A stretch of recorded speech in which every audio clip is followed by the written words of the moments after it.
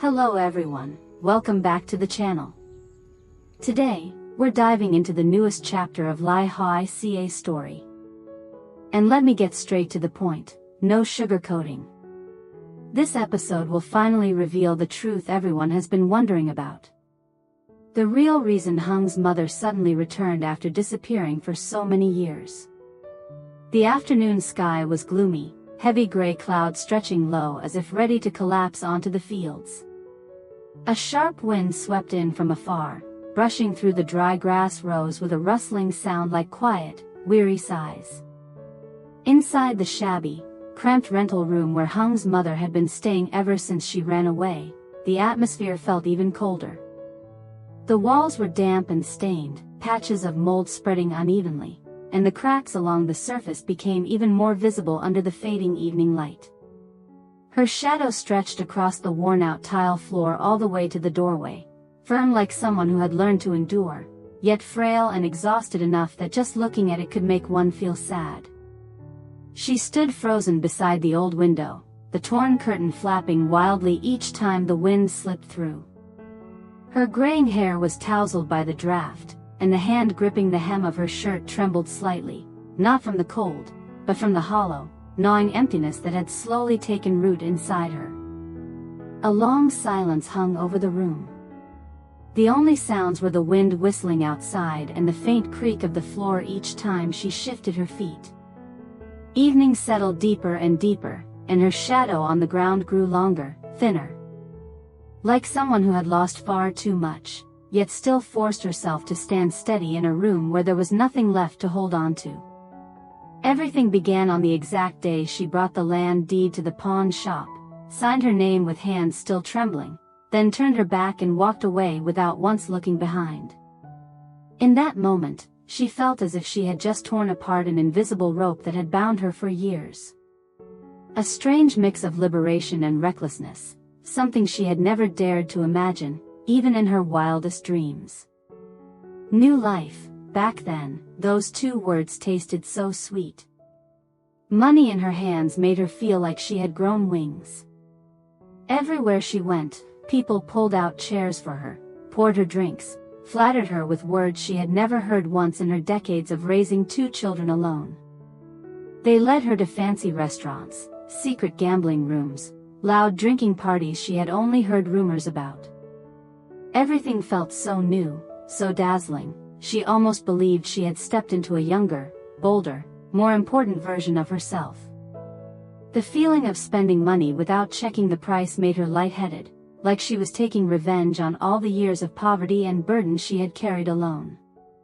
But life doesn't let anyone borrow happiness for long.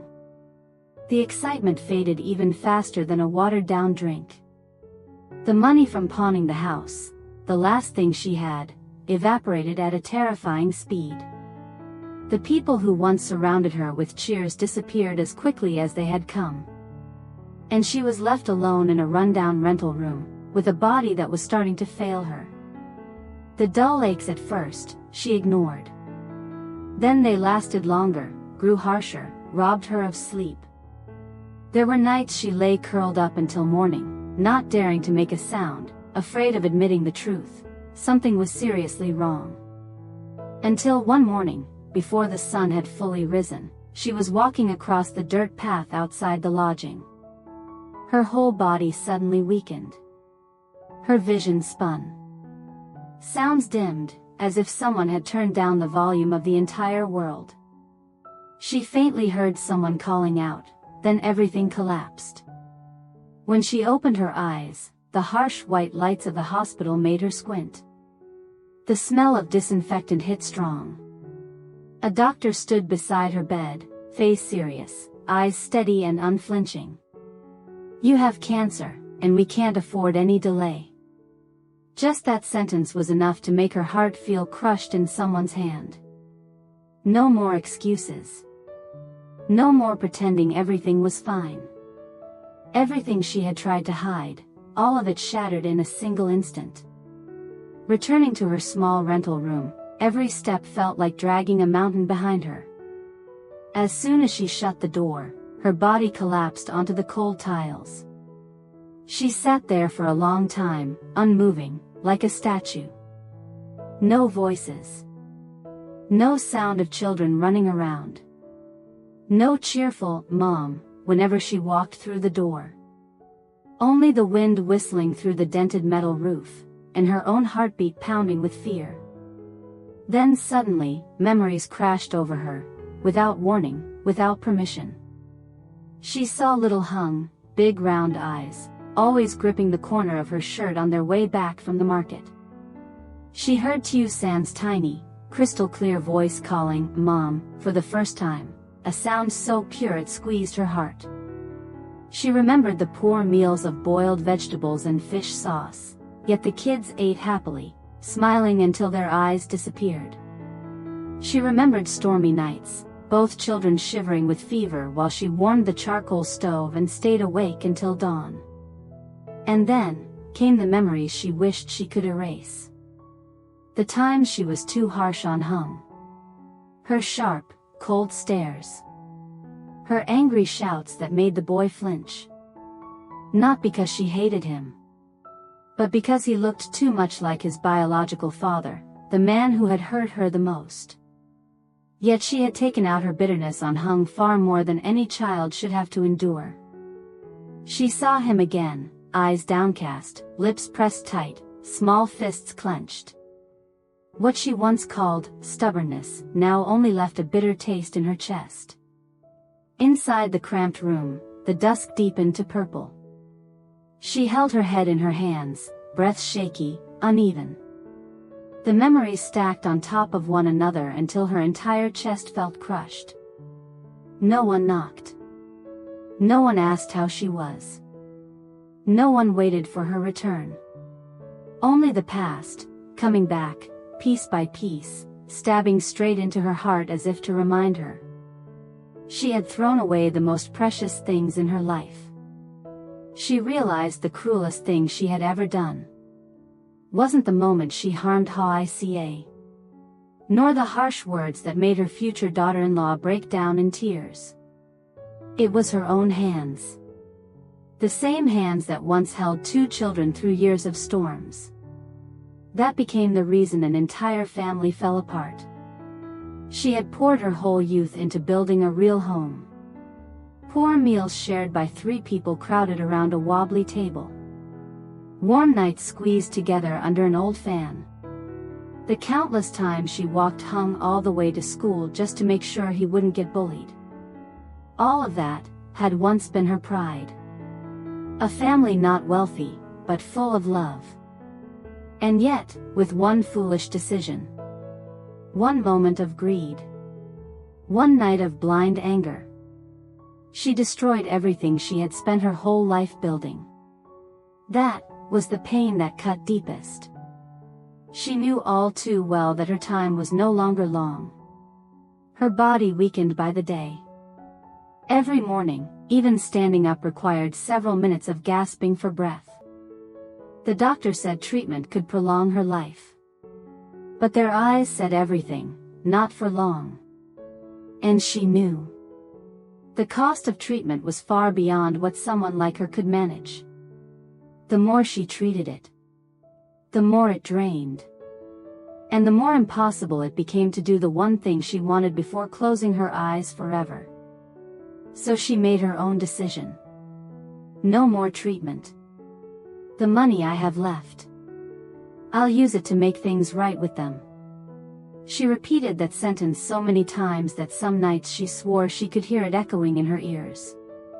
In the tiny rental room, she pulled out an old fabric pouch with fraying edges and began gathering every little amount she had saved. A few small bills from washing dishes at food stalls. A couple $100,000 borrowed from the neighbor. The last scraps of money left after she abandoned her medication. Every bill she placed into that pouch felt like a knife sliding into her heart. Because she knew. That house, the last safe place for the 3 of them, was the very thing she had pushed into someone else's hands. Even if she didn't know whether she could buy it back. Even if she knew the money she had was nothing but a drop in the ocean. she still gathered it piece by piece. Because the doorway of that old house was never just bricks and tiles. It was where her 2 children grew up. Where she held them through stormy nights. Where Hung and Tiu San's laughter echoed through their entire childhood. And it was also the place where she destroyed their happiness. She looked at the pouch in her hand, her chest tightening. Her only wish, in that fragile moment, was if she could buy back that house. Maybe, even just one last time. The children would still accept her return. When she heard the news that the woman had returned, Tiu San couldn't hesitate any longer. The entire way to the row of rental rooms, her heart pounded wildly, as if someone had stirred up every memory she had spent years trying to bury. Not because she missed her. Not because she wanted to see her again. But because there was a tight knot, a question, a crack in her heart, a string tied between her and the past, and she knew only that woman could untie it. She stopped in front of the moldy wooden door, breath still heavy from walking fast and fighting back the storm of emotions rising inside her. Her hands clenched into fists, knuckles turning white from how hard she forced herself to stay steady. The narrow hallway was unnervingly quiet, filled only with the sound of wind scraping against the dented metal roof and the thudding of Tiu San's heartbeat. Her eyes were already red before she even knocked. Not because she was weak, but because she had held too much in for too long. When the creaking door opened, the sight in front of her made her heart stop for half a beat. Hung's mother stood there. She looked small, frail, her skin darkened, her eyes sunken like someone who had walked through too many years of darkness. Gone was the stern, intimidating look Tiu San once feared. Gone was the tough, unbending woman who had carried the household for so many years. What remained was just a tired, hopeless figure. But that broken appearance still wasn't enough to soften Tiu San's heart. She lifted her chin, forcing her voice not to tremble. "Why, are you only coming back now?" The question was gentle. But it was the kind of gentle that sucked the air out of the room. It carried anger, hurt, disappointment, all the things she had bottled up for years without saying a word. Hung's mother froze. Her hand gripped the doorframe as if she needed something to keep her standing. Her shoulders trembled, her lips moved several times before a sound finally came out. She bowed her head so low she barely dared to breathe. "I was wrong. I've been wrong in so many ways. If you can't forgive me yet, I understand." Her voice sounded strangled, as if the regret itself was crushing her from the inside. No pride. No excuses. No self-defense.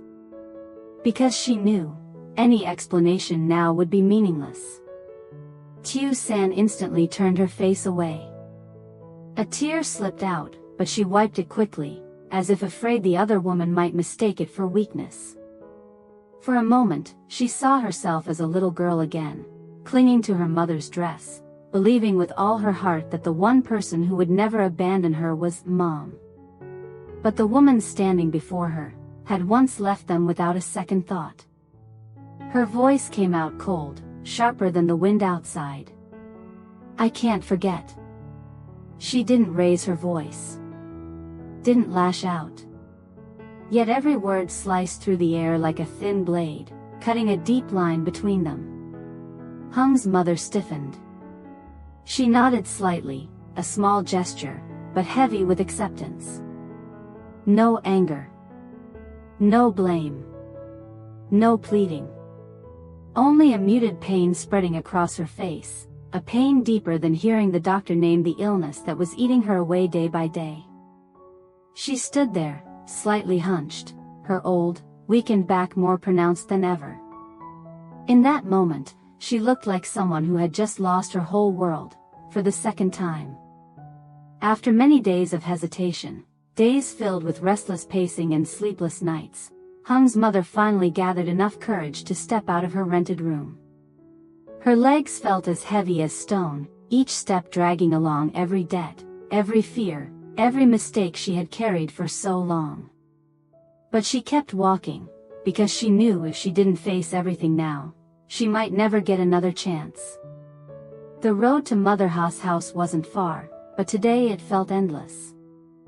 The evening wind swept through the bamboo clusters by the path, stinging her skin with its cold bite. She pulled the fabric pouch close to her chest, gripping it so tightly her hands trembled, afraid that one moment of weakness would send her running away again. When she reached the yard, she froze. Her gaze was instantly drawn to a familiar sight. Mother Ha, hanging Tony's tiny clothes and Ha's simple shirts on the line, her thin but steady hands moving with practiced ease. Her slightly hunched back, her slow but firm steps, that figure had been the anchor for both Hung and Ha through their hardest years. Seeing that, a sharp ache pierced Hung's mother's chest. Those were things she should have been the one doing. But she had forced someone else to carry that burden for her. She stayed at a distance, unable to walk closer. The gap was small, but to her, it felt like a deep chasm dividing worthiness from unworthiness. Finally, she spoke, her throat tightening as if someone were squeezing it. "Sister Ha. I'm sorry." For simple words, yet they tore apart the last bit of pride she had left. It was an apology she once believed she would never say. But today, it broke out of her like the sound of something inside her cracking. Mother Ha stopped and turned around. The late sunlight fell across her gentle, time-worn face. She looked at Hung's mother for a long time, so long it made the woman in front nearly collapse from shame. No accusations. No questions. No resentment. Just an endless sadness, a sadness for the two children who once called this woman a mother. The yard was so silent that the wind rattling the metal roof sounded painfully loud. When the two finally sat down to talk, the air grew heavy. Hung's mother spoke, slowly, piece by piece, hiding nothing. She told her about the illness eating away at her day by day. Told her about collapsing in the street, realizing she didn't have much time left. Told her the real reason she had run away, a reason that tasted more shameful each time she said it aloud. Told her about the long nights curled up in a cold room, hurting from her sickness, and hurting even more from the regret that pressed on her chest like a pile of stones. When she reached the final truth, her voice cracked. "Sister, if anything happens to me, please take care of Hung and Ha for me. They don't need me. Just don't let them suffer anymore. I don't deserve them anymore." Each word fell to the ground like something too heavy for anyone to lift. Mother Ha covered her mouth, fighting back a sob. She had never imagined that the woman once so fiery, so harsh, so stubbornly proud, would one day stand before her, thin, trembling, lowering her pride completely, all for one final request. Not for herself, but for her children. Mother Ha drew a long breath, swallowed hard, and nodded. Not because she had forgiven everything, but because she knew the kids had already suffered enough. She agreed to keep Hung's mother's return a secret. Not telling Hung. Not telling Ha. Not wanting to stir more chaos while the wounds were still fresh. Because she understood, the return of this woman now, with her sickness and her past mistakes, would only make everything unravel, and hurt the people who were finally trying to live in peace. That evening, between two women who once seemed completely opposite, there appeared a quiet understanding, a kind of silent sharing. No speeches. No embraces. But the exhaustion and the hidden compassion in both their eyes said everything that needed to be said. Hung's mother had only one goal left, so clear, so consuming that it overshadowed even the pain of her illness. Make things right. At any cost. Even if it meant spending the last days of a life that was already counting down. No more schemes. No more pride. No more stubbornness like before. Everything left of her life was poured into one purpose, making sure the children would never carry another sorrow because of her. Even though her strength was fading. Even though every morning she woke to spinning vision and numb limbs. Even though she was racing against time, day by day, hour by hour, like sand slipping through her fingers. She held on to a single determination: as long as she could breathe, she had to keep going. But would the road ahead open for her? Would Hung, the strong yet deeply wounded boy, be calm enough to listen when he learned the truth? Would Lythica, once a victim of her own actions, be able to look at her again without falling back into old fear? And Tiu San, the girl who once clung to her skirt as a child, would she open her heart after learning the real reason why Mother disappeared from her life? And most importantly, would she have enough time to fulfill her final wish? Or would all these late attempts be nothing more than a desperate race against fate? Stay tuned for tomorrow's episode on the channel to see what happens next. It wasn't a coincidence. It wasn't homesickness. And it definitely wasn't as simple as the excuses she once gave. What lies behind her return is a shocking truth, something neither Lythica, Hung, nor anyone in the family ever expected. If you want to fully understand what's going on, make sure to watch today's video until the end. This part is heavy, but it also opens a brand new doorway for the future of all three of them. Alright, no more rambling. Let's jump into today's episode and uncover what truly made Hung's mother turn back in the middle of her chaotic, stormy life.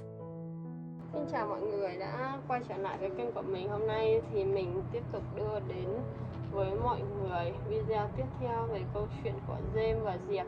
Nhưng mà video này thì sẽ có sự xuất hiện của Hùng và Tiểu Ca nữa.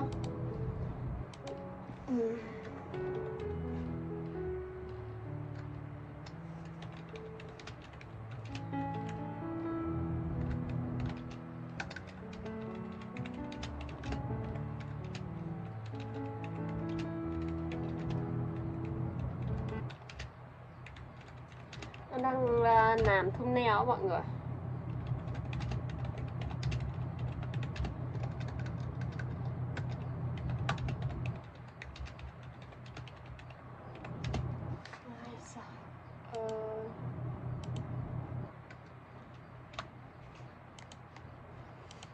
Mọi người hãy theo dõi video của mình nha. Cảm ơn mọi người rất là nhiều. Tạm biệt.